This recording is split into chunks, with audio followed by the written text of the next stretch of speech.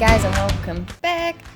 So it is still Inktober, super excited. I've so far as of recording this done 7 days successfully, although I've planned out tomorrow's one and it's less successful, but that is fine. But on top of doing that, I wanted to practice some digital inking as well. I know I got excited in my last video and then sketched a bunch of skulls, but this time I'm actually doing digital inking, which I then realized afterwards that there was more settings to do like Indian ink and stuff, so I might try and do that and be a bit more onto it. But as you can see from the sketch, I decided to stay with the spoopy Octoberiness, and I was drawing a pumpkin, and once I finished drawing the pumpkin I actually really liked it, but it was just the top of a pumpkin. So I decided to put a little snaky on it, little snaky person, and that just made me happy because I like snakes. And then forewarning, here is where I start messing it up, kind of. I put in a few more details, and then the actually inking the pumpkin itself proved to be very difficult for me, I think, because what do you call the bit on the top of the pumpkin? The stalky bit where it connected to the vine. That part, anyway, was very detailed, so being able to do the twists and curve, for me at least, gave it a lot of interest. And then, at least in the reference I was using, the pumpkin was very smooth. And so, like, I was really happy up to this point. I got my little dotty bits in, and then struggled with the angles, so I just started flipping the canvas every way to Sunday. But yeah, doing the actual body of the pumpkin proved to be quite difficult, so I ended up doing this blue thing to give me like where the stalky bit would attach, to give me an idea of where the lines would come out from, which helped, and then also didn't help because it was still a very smooth pumpkin that I didn't add a lot of detail to because I just couldn't quite figure it out, even though it's just a pumpkin. But that's fine. It ends up, I put the darker shading around the sides and it kind of, I don't know, made it look more complete, I guess. And then, yeah. So I actually did full line art, not using a pencil tool at least, which was big steps for me because I'm actually quite terrified of using hard line art. I think when I was like 14 maybe, when I started really trying to do digital art, I actually learned how to paint lineless, or at least tried to, because me and line art, not a good time. So this, hopefully Inktober can kind of help change that, maybe. And then I started doing the little snake creature, and it emphasized why I avoided doing line art for so long, especially when it came to the facial features and the hands. It was not a good time. I do come back and fix this face because it's cute, but it's just not quite right. I don't know. I looked at it for a while and thought I could get away with it, but I do come back because I just don't like it. But I did try again to do more than just mine. The few times I have done line art, tried to do more than just the thin lines. I tried to put in some more extreme shading and line variations. This part here is where I kind of set myself a standard for the rest of the picture, where I added in some more details. And I really liked it and wanted to incorporate, should come in here soon, some little scaly bits. I really wanted to incorporate that elsewhere to make it a bit more interesting. Here they come. And created myself quite the job. So here I thought it looked quite cool because it was this tiny little area, and then I kind of completely forgot that there's an entire tail wrapping around the front of the pumpkin. But that's fine. You watch me struggle through that. But it was fun, and I actually, now thinking about it, wish I had stuck with it and done the entire body scaled.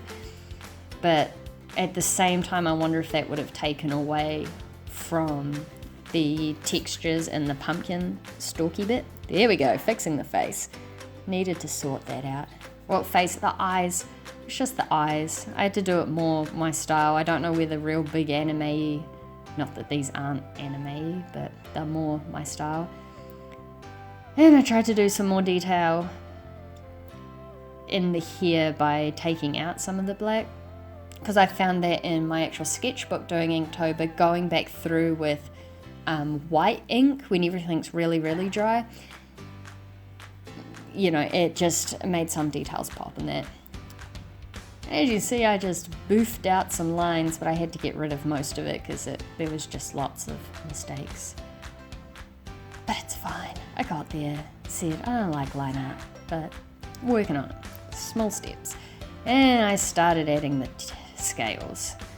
Initially I just wanted scales on the edging of the shadows to, I don't know, stop just the solid black lines, and then I kind of helped that with using some white or eraser, I can't even quite remember now, don't think it'll show me, to create that little bit of extra detailing in the black shadows. I thought that also helped break the shadows of the pumpkin from the shadows of the snake creature.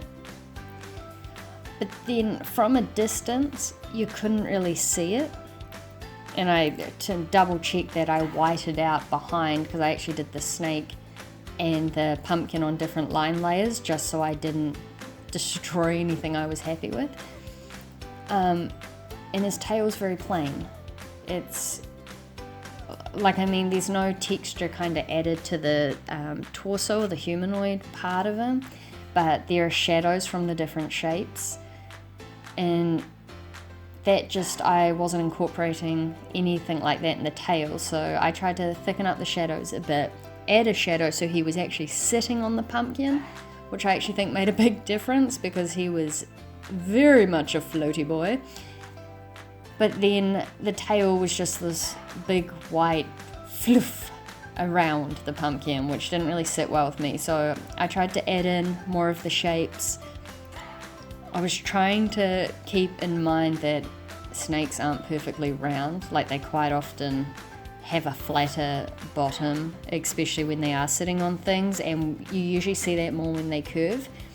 But I didn't really do that justice, but I did start adding scales, and then more scales and more scales.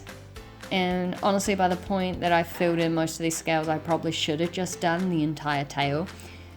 But I didn't, because I didn't want to at the time. But hindsight is 2020, because now I want all the scales. Especially when I stopped trying to draw them as like individual diamonds and started doing like the diagonal, dashed lines.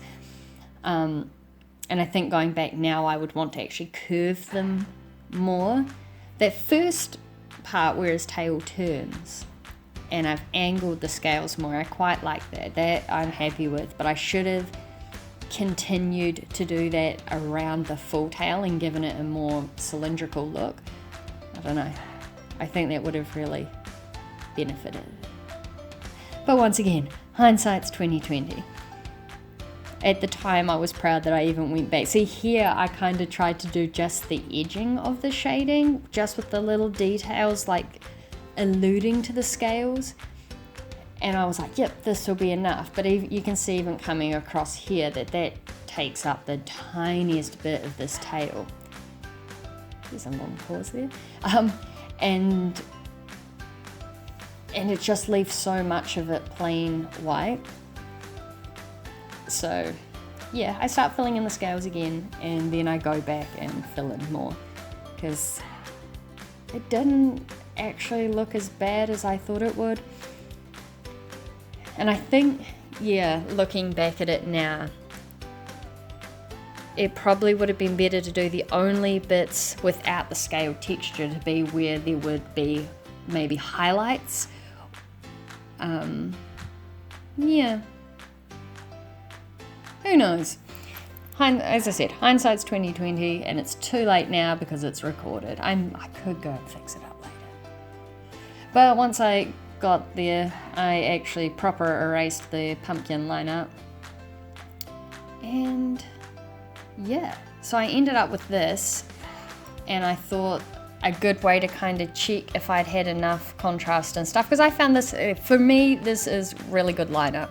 But I thought to kind of check that, I should put flat color behind it and not add any extra shading and whatnot. So I put this flat color behind it, and I thought that kind of made it. I was really happy with the shade of pumpkin I got. But awesome, so thank you for watching, and I'll see you next week. Bye!